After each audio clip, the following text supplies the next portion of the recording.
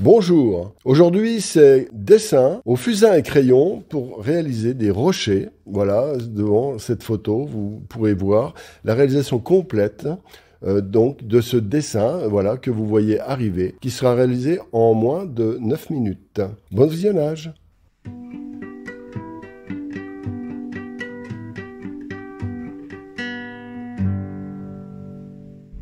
Tout d'abord, donc j'ai pris un carnet de croquis assez ordinaire et je vais commencer à marquer les ombres, les parties foncées avec un fusain doux, un petit bâtonnet, vous voyez, qui est relativement tendre et qui a la propriété de mettre des noirs mais de s'enlever facilement avec un estompage avec le doigt par exemple.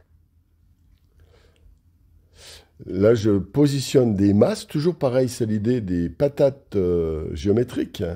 Et donc, j'indique grossièrement les endroits où vont se trouver la ligne d'horizon, elle est très importante, bien sûr.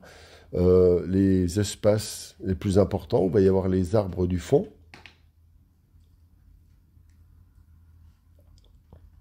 Et les masses de rochers au premier plan.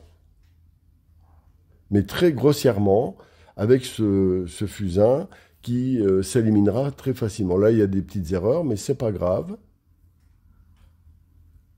Elles vont facilement s'organiser ensuite avec, donc dans un deuxième temps, des crayons de fusain au fusain, mais plus durs quand même, plus marquants que le bâtonnet que je viens de vous montrer. Voilà ce que j'utilise là. C'est du fusain.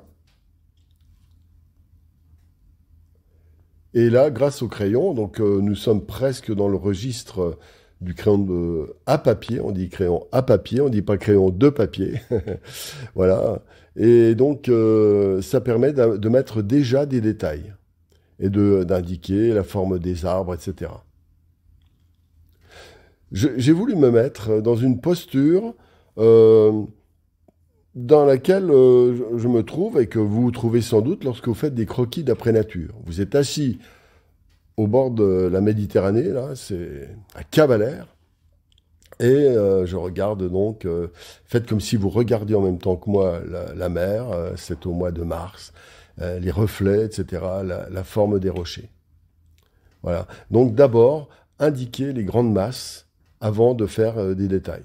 Là, j'ai peut-être insuffisamment marqué les détails à droite, mais c'est pas grave parce que j'avais pris des repères voilà, qui me permettaient d'indiquer la grosse masse de gauche. Voilà.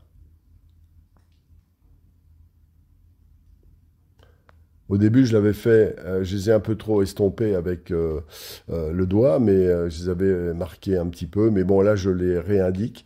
Voilà, d'abord faire une grosse masse, vous voyez, et puis ensuite, donc, quelques détails. Mais pour l'instant, c'est assez informel. D'accord? Voilà.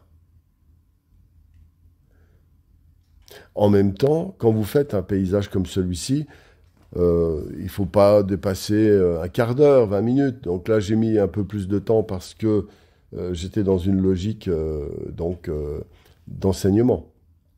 Alors là, je travaille à la gomme, c'est-à-dire que l'avantage du fusain, c'est le gros avantage, c'est quasiment l'élément principal pour cette démonstration. Ça permet d'effacer et de récupérer les blancs complètement, alors qu'au crayon de papier, on n'y arriverait pas. Donc voilà, je récupère les blancs, les zones très claires.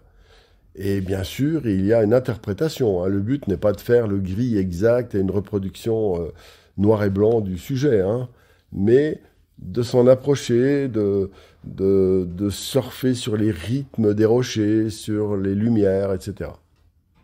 Alors là, je suis toujours au fusain. Voilà. Et donc, c'est une étape, c'est intéressant.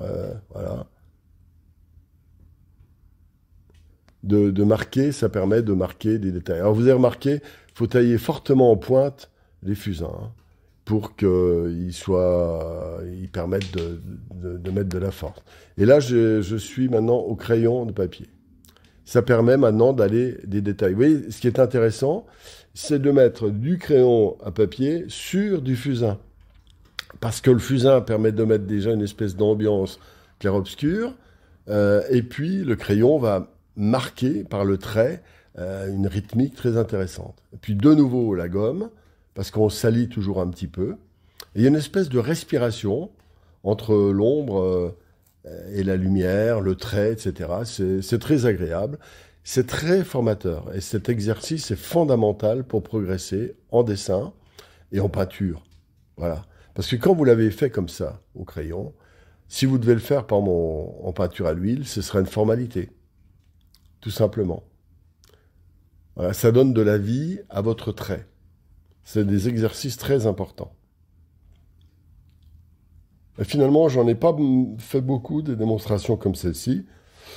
Alors, évidemment, bon, bah, c'est en même temps quelque chose d'assez sobre, enlevé. Hein. Le but n'est pas de faire une œuvre d'art, mais c'est presque entre l'exercice et l'étude, dirons-nous.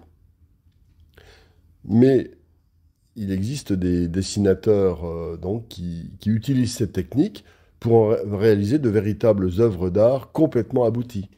Là, je dirais, c'est de l'art, bien sûr, mais c'est plutôt un mouvement. Vous savez, ceux qui suivent mes vidéos depuis très longtemps, vous savez que j'aime particulièrement le mouvement, l'énergie, la fluidité, et je ne veux pas trop densifier, matérialiser, sans qu'il y ait mouvement et justement énergie. Voilà, donc c'est le but de cette démonstration. Et je vous assure que faire ça régulièrement, c'est une source d'abord de plaisir immense, me semble-t-il. Enfin, peut-être pas pour tout le monde. Et en même temps, vraiment, ça rend votre main autonome pour réaliser, donc comprendre, sentir, sans que ça passe trop par la tête. Voilà. À part les quelques traits de repère pour l'axe, la limite de l'océan, l'horizon, la taille grossière des premières masses de rochers, etc. Mais après, derrière, on peut improviser de plus en plus. Et même si vous n'êtes pas exactement comme la photo, le but n'est pas seulement de faire la photo, mais de capter l'énergie de la photo, tout simplement. Voilà, donc là, j'ai un crayon à papier, mais très gras. Là, c'est un 7B. Je vous conseille de faire ça parce que les crayons 7B permettent vraiment d'avoir des noirs. J'ai même jusqu'à 9B. D'avoir des noirs très, très, très, très foncés, créés anthracite, on va dire. Très agréable.